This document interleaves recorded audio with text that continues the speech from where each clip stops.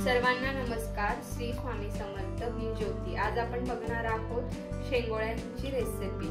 त्यासाठी लागणारे साहित्य, इथे मी काही हिरव्या मिरच्या घेतल्या आहे आणि रंग येण्यासाठी बेडगी सुकी लाल मिरची घेतली आहे. लसूण यात तुम्हाला भरपूर वापरायचा आहे आणि कोथिंबीर देखील. त्यानंतर जिरं घेतलं आहे. हे आहे कुळदाचे पीठ आणि त्यामध्ये आपण मिक्स करणार आहोत गव्हाचे पीठ. आता कुळदाचे पीठ जर 1 वाटी असेल तर अर्धी वाटी तुम्हाला, अर्ध्या वाटीपेक्षा पण कमी तुम्हाला गव्हाचे पीठ घ्यायचे. तर आता आपण सर्वप्रथम याचा मसाला बनवून घेऊया.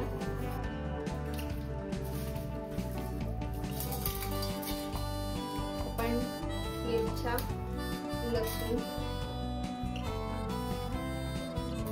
लसूण जास्त टाकल्यामुळे काय ना, आपल्या रश्श्याला पण छान चव येते आणि शेंगोळ्यांना पण छान चव येते.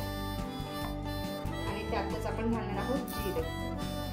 आता आपण हे फिरवून घेऊया आणि त्यानंतर कोथिंबीर घालूया. तर आपण हा मसाला अगदी बारीकही नाही करायचा आहे, फक्त आबडधोबड वाटून घ्यायचा आहे.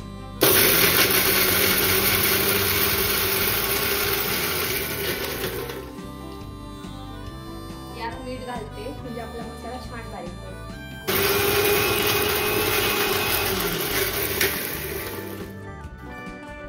आता आपण कोथिंबीर घालूया. मीठ याच्यासाठी टाकलं, अगदी बारीक नाही, मिरच्या कधी कधी तुकडे तुकडे राहतात त्यासाठी.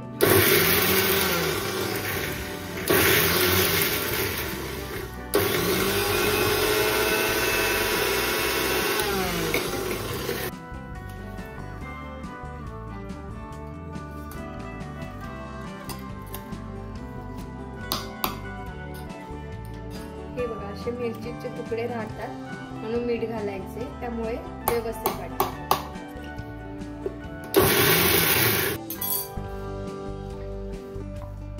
अजून थोडीशी कोथिंबीर ऍड करते.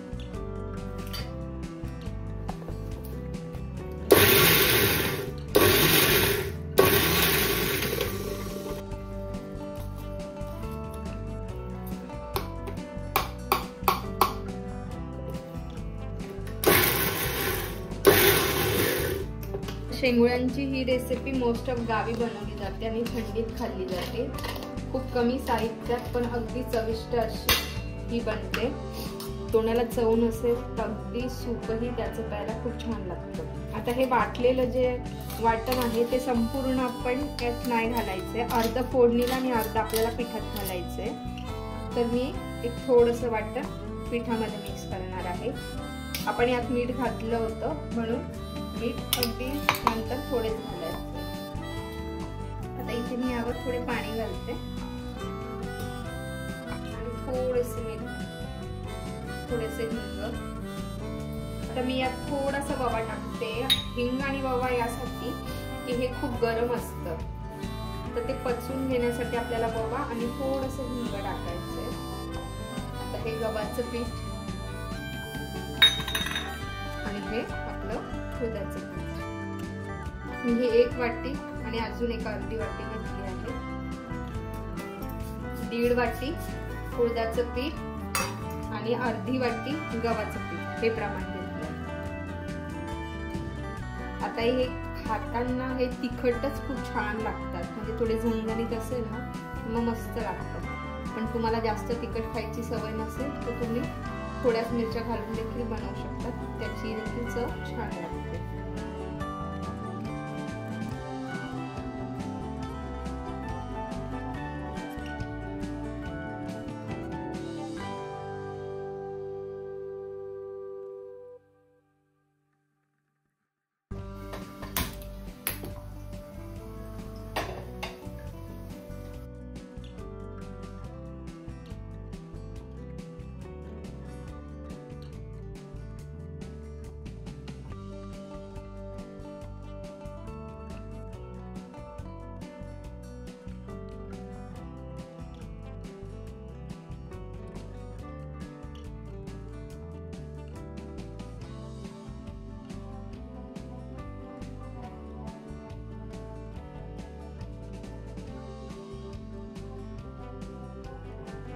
एकीकडे आपलं फोडणी दिलेलं पाणी उकळत आहे. आता एकीकडे आपण शेंगोळे बनवून घेऊया. थोडंसं हाताला नॉर्मल पीठ लावून घ्यायचं आहे आणि हे अशा प्रकारे राहतात.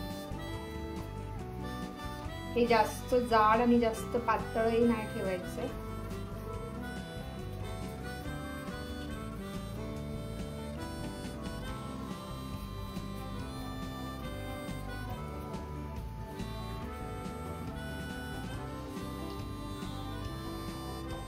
आता गावाकडे खरं तर असेच सोडले जातात, जसे आपले नूडल्स असतात त्याप्रमाणे. हे बघा, एवढ्या साईजचे करून असेच तुम्ही सोडू शकता.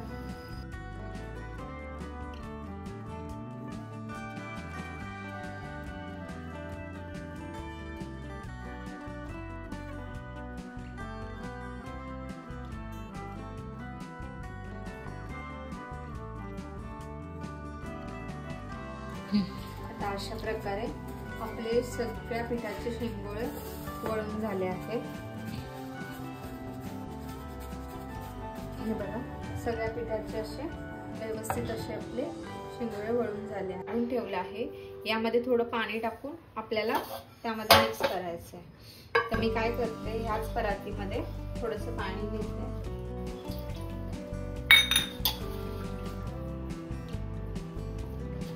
त्याच्यामुळे आपल्या शेंगोळ्यांना अतिशय छान अशी चव येईल.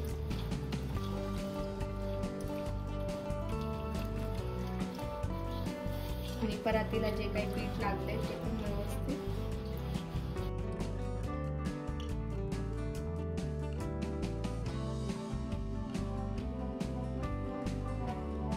आपण यामध्ये थोडासा घट्टपणा पण येईल आणि चवही छान येईल.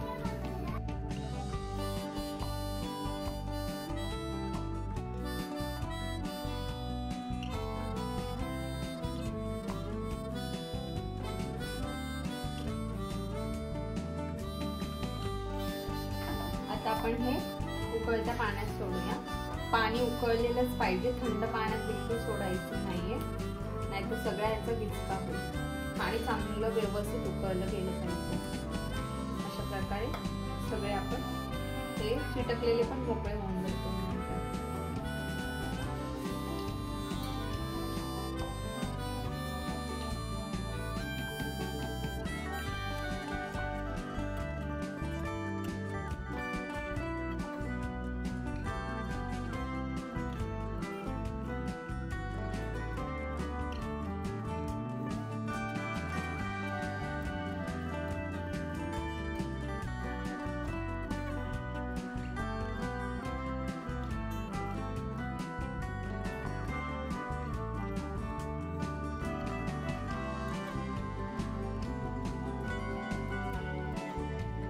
छान अशी याला उकळी आली आहे.